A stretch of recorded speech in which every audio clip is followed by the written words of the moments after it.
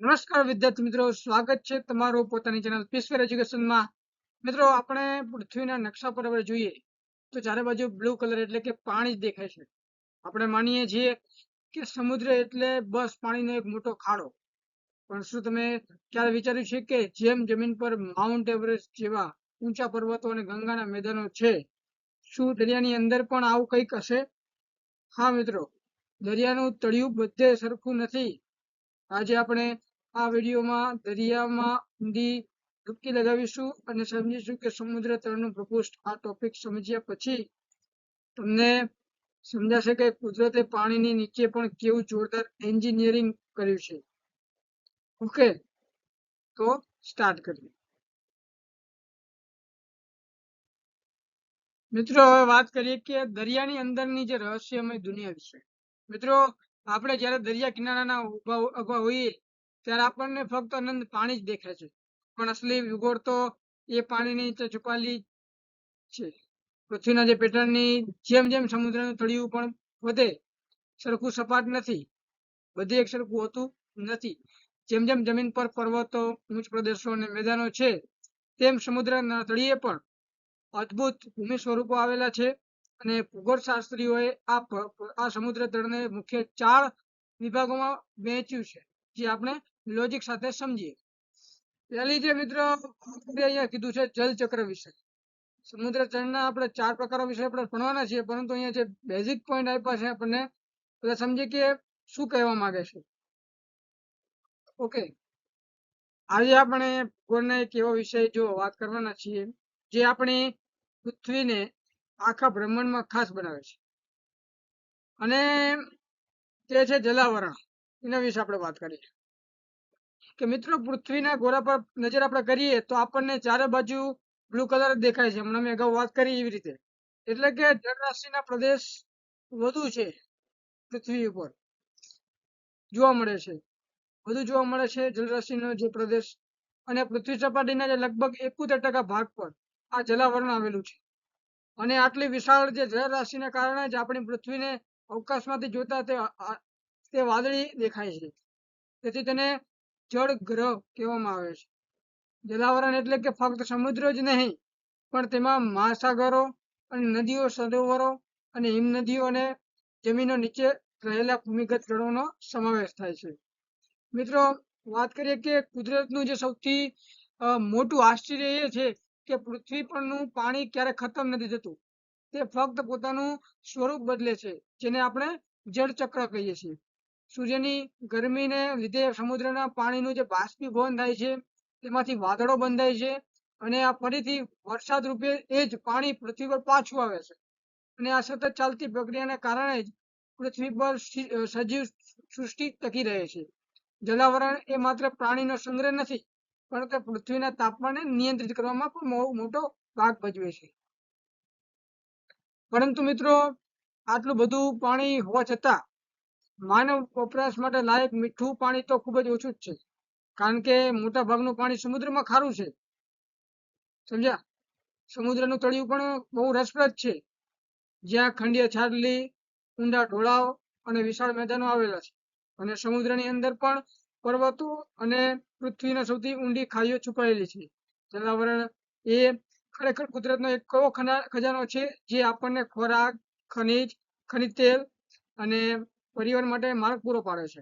તો મિત્રો, આ હતું જલાવરણનું અસલી લોજિક। સમજ્યા? અને સંસાધનો હવે સમજવાના છીએ આપણે। ઓકે, ભવિષ્ય આનાથી શું રહેશે? સુરક્ષિત રહેશે। જો તમને આ સમજૂતી ગમી હોય તો સપોર્ટ કરતા રહેજો પીસફેર એજ્યુકેશનને અને શીખતા રહો। હવે આગળ આપણે વાત કરવાના છે મિત્રો સમુદ્ર તળનું પ્રકોષ્ઠ વિશે। આજે આપણે સમુદ્રના એવા રહસ્ય ખોલવા જઈ રહ્યા છીએ। હવે વાત કરવાના છે મિત્રો સમુદ્રનું તળનું પ્રકોષ્ઠ વિશે,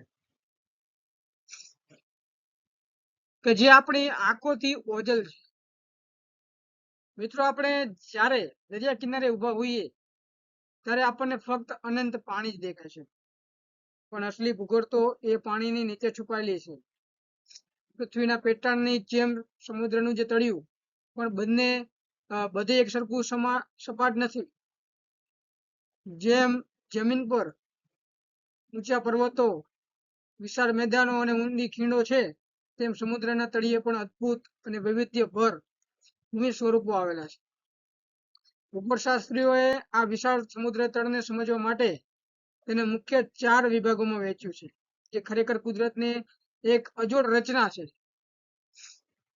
આ સફરની શરૂઆત થાય છે ખંડીય સાગરીથી મિત્રો, જે ખંડોના કિનારા પાસે આવેલા સમુદ્રનો છીછરો ભાગ છે. તેની ઊંડાઈ આશરે 200 મીટર સુધીની હોય છે અને આ વિસ્તાર માનવજાત માટે આશીર્વાદ સમાન છે, કારણ કે સૂર્યપ્રકાશ અહીં સુધી પહોંચી શકતો હોવાથી માછલીઓને ખોરાક અહીં પુષ્કળ પ્રમાણમાં મળે છે.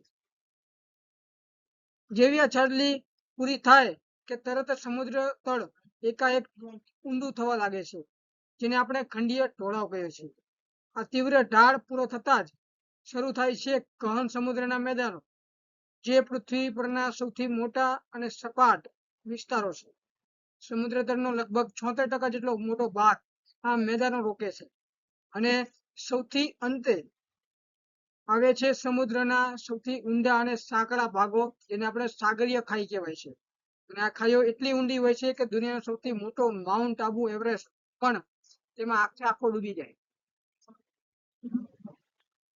આમ સમુદ્રનું તળિયું એ માત્ર પાણીનો સંગ્રહ નથી, પણ એ પૃથ્વીની આંતરિક હલચલ અને કુદરતી પ્રક્રિયાઓનું એક જીવતું જાગતું પરિણામ છે. અને આ ચારેય વિભાગોને જો તમે કલ્પના શક્તિ અને આકૃતિ સાથે યાદ રાખશો તો ભૂગોળ તમને સરળ પડશે. ઓકે, આ તો હવે બેઝિક પોઈન્ટ હતો સમુદ્રનું ભૂપૃષ્ઠ વિશે વાત કરીએ. હવે આપણે વાત કરવાના છે ચારે છાજલીઓ વિશેની. ડીપમાં આપણે સમજશું આપણે. પહેલી જે છે વસ્તુ છે ખંડીય છાજલી વિશે ભણી. આજે આપણે અહીંયા સમુદ્ર તળના એક એવા ભાગ વિશે વાત કરવાના છીએ જે માનવજાત માટે આશીર્વાદ સમાન છે, અને તેને ભૂગોળની ભાષામાં કહેવાય છે ખંડીય છાજલી. મિત્રો, આપણે દરિયા કિનારે ઉભા હોઈએ અને પાણીમાં આગળ વધીએ ત્યારે શરૂઆતનો જે ધીમો ઢાળવાળો અને છીછરો ભાગ આવે છે, તે ખરેખર ખંડોનો જ એક હિસ્સો છે, જે સમુદ્રના પાણીમાં ડૂબેલો છે. આ વિસ્તારોની સૌથી મોટી ખાસિયત એ છે કે તેની ઊંડાઈ ખૂબ જ ઓછી હોય છે.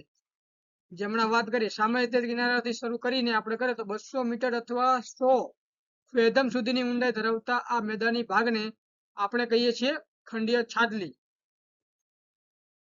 મિત્રો, ખંડીય છાજલીનું મહત્વ એટલા માટે વધારે છે કે કારણ કે આ વિસ્તાર છીછરો હોવાથી સૂર્યના કિરણો છેક તળિયા સુધી પહોંચી શકે છે, અને સૂર્યપ્રકાશને લીધે અહીં દરિયાઈ વનસ્પતિ અને પ્લેન્કટન નામનો ઝીણો ખોરાક પુષ્કળ પ્રમાણમાં ઉત્પન્ન થાય છે, જે માછલીઓના મુખ્ય ખોરાક છે.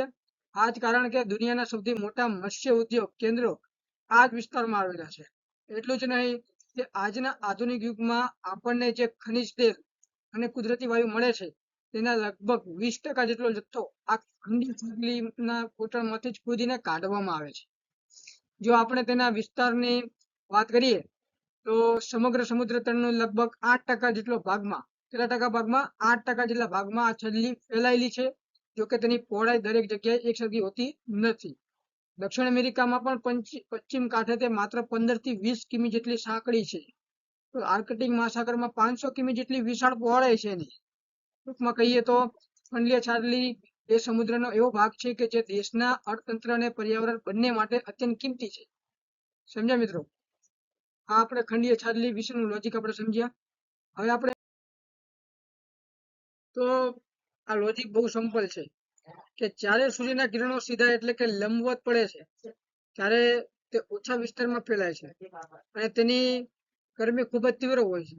આ જ કારણ છે કે વિષુવવૃત્ત પાસેના જે સૂર્યના કિરણો સીધા પડતા હોવાથી ત્યાંના સમુદ્ર તાપમાન સૌથી વધુ જોવા મળે છે, અને ત્યાં સૂર્યની ઉર્જા સીધી પાણીને ઊંડા સુધી પહોંચતા પ્રયત્ન કરે છે.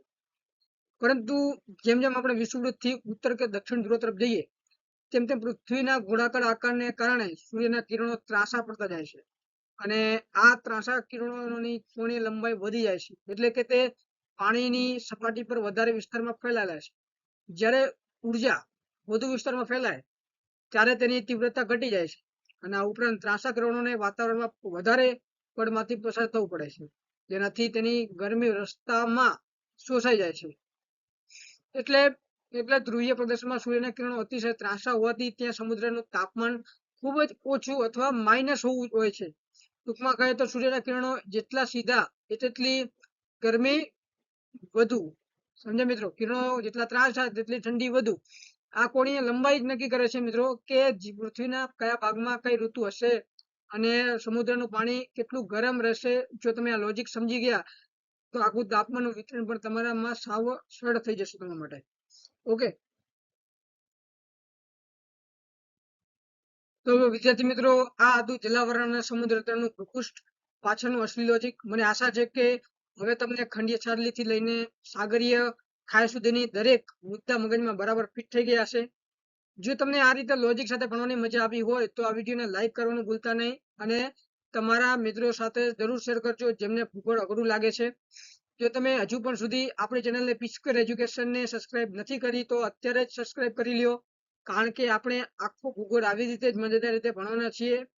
તમારા કોઈ પણ પ્રશ્ન હોય તો નીચે કોમેન્ટ બોક્સમાં જરૂર જણાવજો. હું દરેક કોમેન્ટને જવાબ આપવાનો પ્રયત્ન કરીશ. આપણે મળીશું આવતા વિડીયોમાં એક નવા ધમાકેદાર ટોપિક સાથે. ત્યાં સુધી શીખતા રહો, આગળ વધતા રહો અને લોજિક લગાવતા રહો. જય હિન્દ, જય ભારત.